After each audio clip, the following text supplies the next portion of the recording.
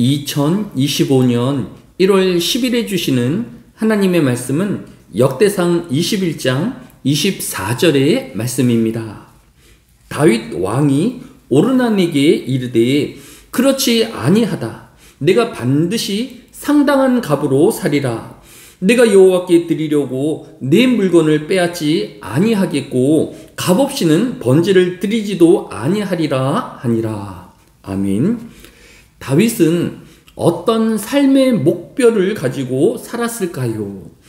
사무엘하 22장 24절에 보면 내가 또 그의 앞에 완전하여 스스로 지켜 죄악을 피하였나니 라고 하였습니다.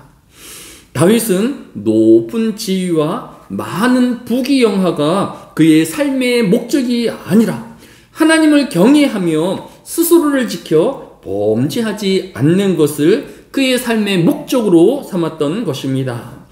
오늘 우리가 먼저 기도할 것은 허영된 마음으로 세상을 향하여 살 것이 아니라 성도의 삶의 목적이 하나님을 예배하는 것을 목적으로 해야 하며 또 매일의 삶이 범죄하지 아니하고 경건과 절제의 삶을 사는 것을 목표로 하여야 하는 것입니다. 다만 다윗도 욕망의 육체를 가졌기에 자신의 부하인 우리아의 아내 밧세바를 취한 것과 하나님을 의지하지 않고 이스라엘 백성과 군대의 수를 의지하기 위한 인구 조사를 행한 두 가지 허물이 있었습니다. 하나님은 범죄한 다윗을 향하여 오늘 본문의 앞장인 역대상 21장 18절에서 여호와의 사자가 가택에 명령하여 다윗에게 이르기를 다윗은 올라가서 여부수 사람 오르난의 타작 마당에서 여호와를 위하여 제단을 쌓으라 하신지라 라고 하였습니다. 여기서 타작 마당이란 추수할 곡식을 찧어서 바람이 잘 부는 곳에서 위에서 아래로 곡식을 흐르게 함으로 바람에 의하여서 겨와 쭉쟁이는 날아가고 알곡만 아래로 쌓이게 하는 장소입니다. 따라서 일반적인 타작 마당은 언덕의 높은 곳, 또 바람이 잘 부는 곳에 위치하게 되는 것입니다. 여부스의 사람 오르난의 타작 마당이 그러하였습니다. 오르난의 타작 마당이 바로 예루살렘의 성전이 있는 곳이었습니다. 예루살렘은 흰놈의 골짜기와 기드론 골짜기가 만나는 해발 780m 언덕 위에 위치하고 있어서 두 골짜기를 통하여 바람이 잘 불어오는 최적의 타작 마당이었던 것입니다.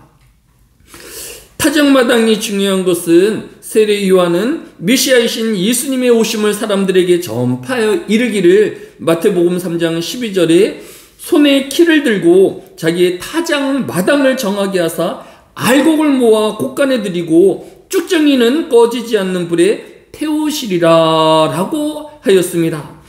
타작은 알곡과 쭉정이를 골라내는 장소일 뿐만 아니라 마지막 날에 하나님의 심판인 의인과 악인을 골라내는 장소이기도 한 것입니다.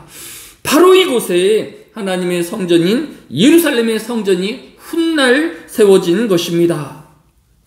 더욱이 오르난의 타작 마당은 창세기 22장 2절에서 여호와께서 이르시되 내 아들 내 사랑하는 독자 이삭을 데리고 모리아 땅으로 가서 내가 내게 일러준 한 산 거기서 그를 번제로 드리라. 또 창세기 22장 14절에 아브라함이 그 땅 이름을 여호와 이레로 하였으므로 오늘날까지 사람들의 이르기를 여호와의 산에서 준비되리라 하더라 라고 하였습니다. 아브라함의 독자기인 이삭을 번제로 드리려 하였던 이 모리아가 바로 이 여부스의 타작 마당인 것입니다. 하나님은 오랜 작정과 뜻이 계신 이 예루살렘에 다윗을 통하여서 오늘 본문인 역대상 21장 24절에 다윗 왕이 오르난에게 이르되 그렇지 아니하다. 내가 반드시 상당한 값으로 사리라. 내가 여호와께 드리려고 내 물건을 빼앗지 아니하겠고 값없이는 번제를 드리지도 아니하리라 라고 하였습니다.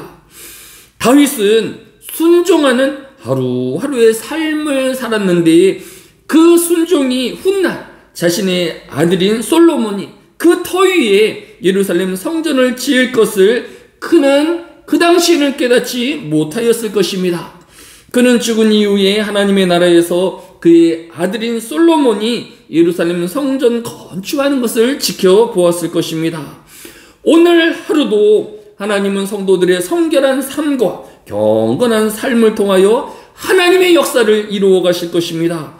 이 귀한 하나님의 쓰임의 날 되어지는 모든 하늘의 교회 성도들 되어지시기를 예수님의 이름으로 축복합니다. 사랑이 많으신 아버지 하나님, 오늘 되어질 모든 작은 일조차도 하나님의 섭리와 계획 중에 있는 줄로 믿습니다. 우리의 삶이 세상의 부귀를 향하지 아니하게 하여 주시고 주의를 중심으로 하며 예배 중심의 삶이 되어지게 하여 주시고 오직 말씀 중심의 삶이 되어지게 하여 주시기로 합니다. 이제 주일을 준비하는 모든 성도들이 오직 하나님께로 마음을 두게 하여 주시며 정성껏 준비된 예배를 주일 예배로 드리우게 하여 주시기로 합니다. 흩어져 있는 하늘의 교회 모든 성도들의 삶을 살펴주셔서 건강을 회복하게 하여 주시며 모든 문제와 근심에서 자유함을 얻게 하여 주옵소서. 이 한날에도 하나님께서 우리와 동행하여 주시며 놀라운 일을 우리를 통하여 이루실 것을 믿사오며 예수님의 이름으로 기도드렸사옵나이다. 아멘.